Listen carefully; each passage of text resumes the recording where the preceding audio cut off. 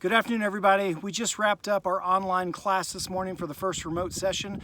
Today's Monday, but you should be watching this video either on Tuesday or Wednesday, November 4th. So hopefully by this point we've got a president elected, and we know who that's going to be, either President Trump or President Biden. Let's hope that's resolved peacefully.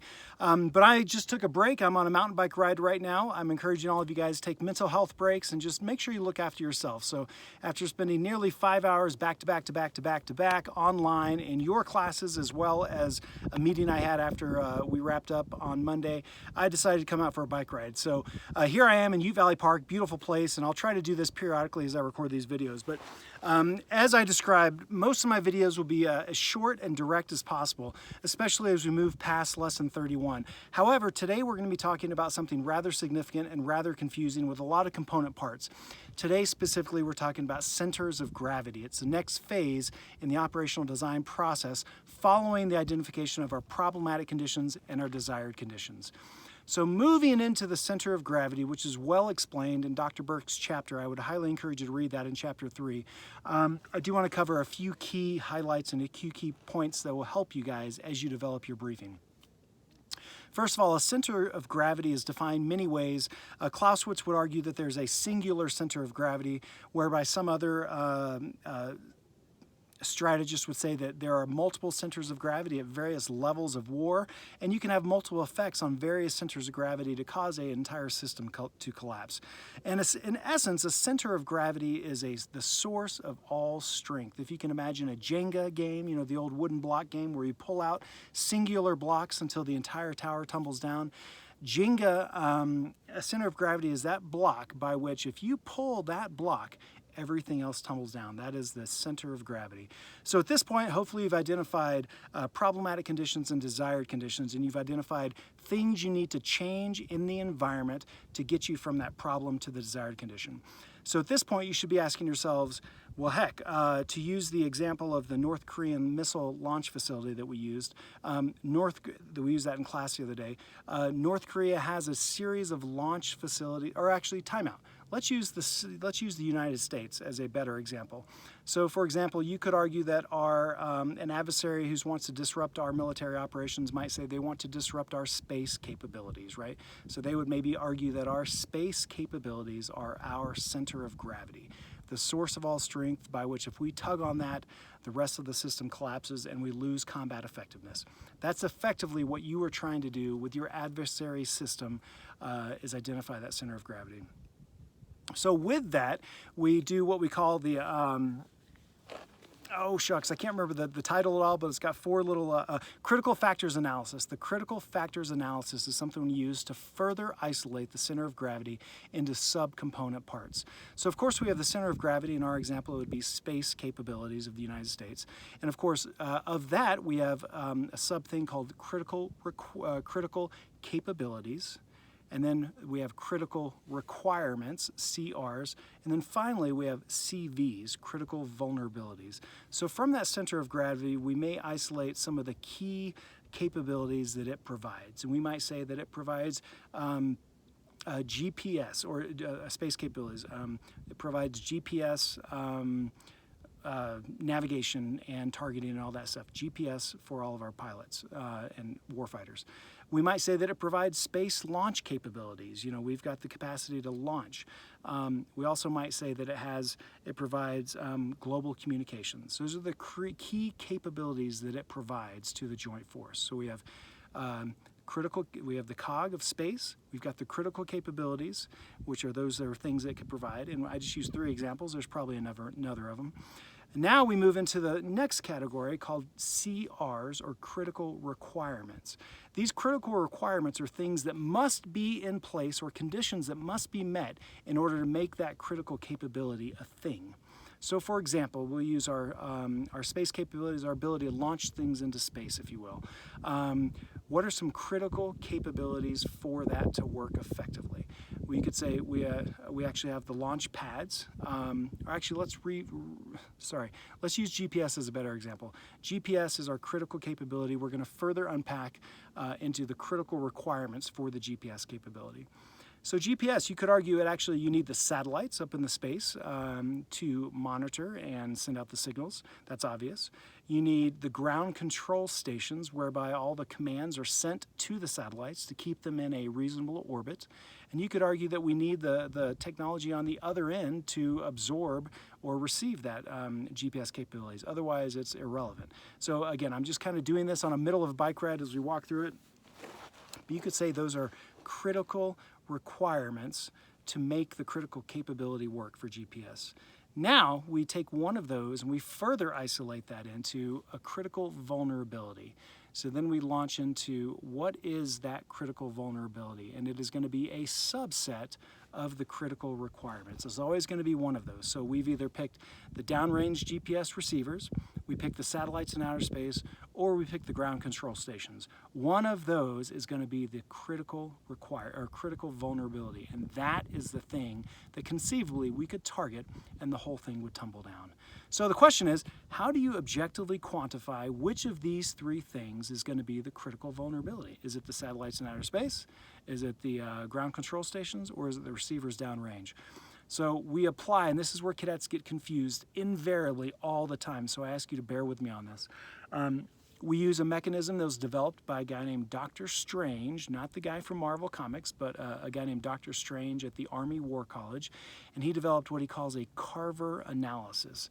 And that Carver analysis is a way to kind of help objectively measure each of these three critical requirements and isolate which one is going to be the most prone to being disrupted.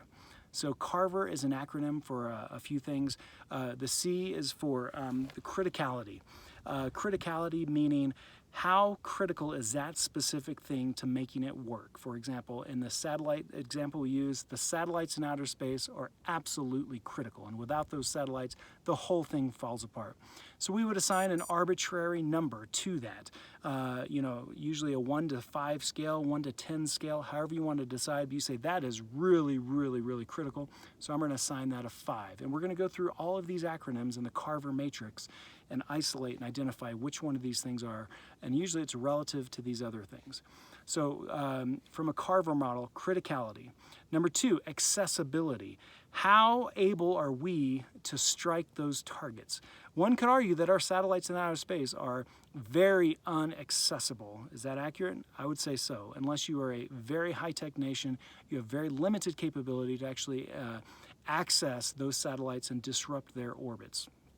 And again, there may be technology out there that disputes this, but for the sake of argument, let's say the accessibility piece is limited.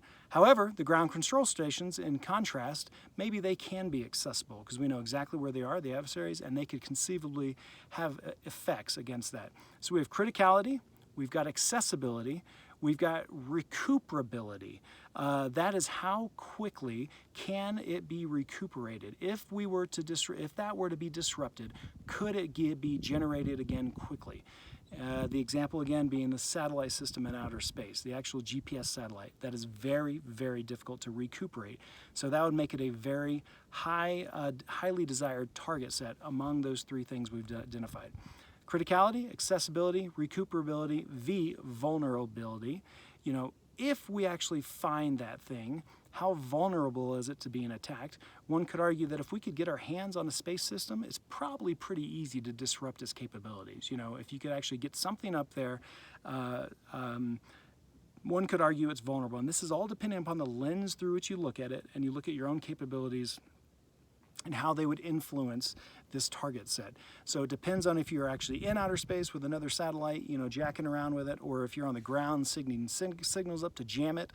But depending on what you have at your disposal, the vulnerability will be, of course, impacted, right? So use the capabilities you have in your combatant commander in relation to these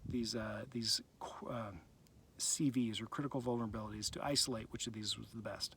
So criticality, accessibility, recuperability, vulnerability. The E, Carver, E is the effect. So how confident are we that if we do what we want to do, we will have the effect that we are desiring in terms of wrapping up and destroying that system? Hopefully that makes sense. And then the last thing, last but not least, the final R is recognizability. How easy is it to recognize that specific satellite in outer space amidst the other satellites from outer space? An example, it may be easy, it may be difficult. An example of this is if we identify a building on the ground in a totally different scenario as the critical vulnerability or a critical vulnerability, is that building easily recognizable amidst the sea of buildings that surround it that are going to make it easy to actually start, target, and strike? So when using the Carver analysis, we will wrap up and try to quantify as best we can in comparison to the other critical vulnerabilities, which of these is going to be the most likely target set that we want to strike. And in theory, of course, if we strike that, the rest of the center of gravity has a ripple effect and it becomes tumbling down, if that makes sense. So in summary, the way we're going to wrap this up here, I'm at 10 minutes right now, which is about as max as I want to go.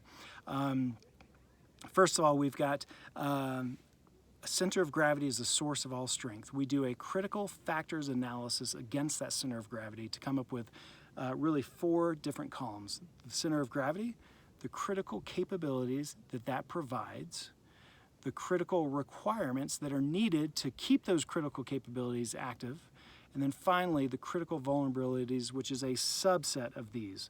So this will always be one of these. This will not be something entirely new. This critical vulnerability will be one of the things you've listed already as a critical requirement. Hopefully that makes sense. And then to figure out how to isolate these two, how to segregate, if you will, the critical capability from the critical vulnerability, you will apply the Carver methodology, which stands for criticality, accessibility, recuperability, vulnerability, effects, and recognizability.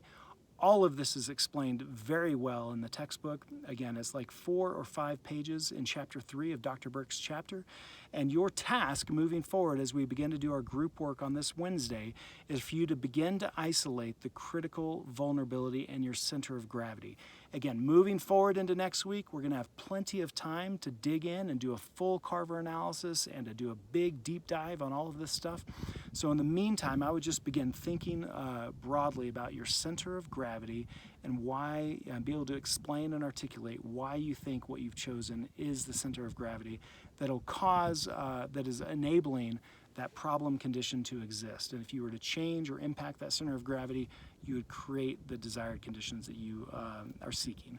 So hopefully that makes sense. I know this video is longer than I would like to have, but that's okay. We did not have class. We will continue to work this. Work in your groups. If you have questions, chat me, let me know. Individual groups, please reach out to me and let me know when I can connect with you, help guide you a little bit, and we will connect as needed. Thanks a lot. Hang in there, guys. Take care of yourselves. Take care of your mental health. Look out for yourself. Take time for yourself. And I'm here to help you when and if I can, okay? Thank you, guys. I really appreciate your patience. All right, out here.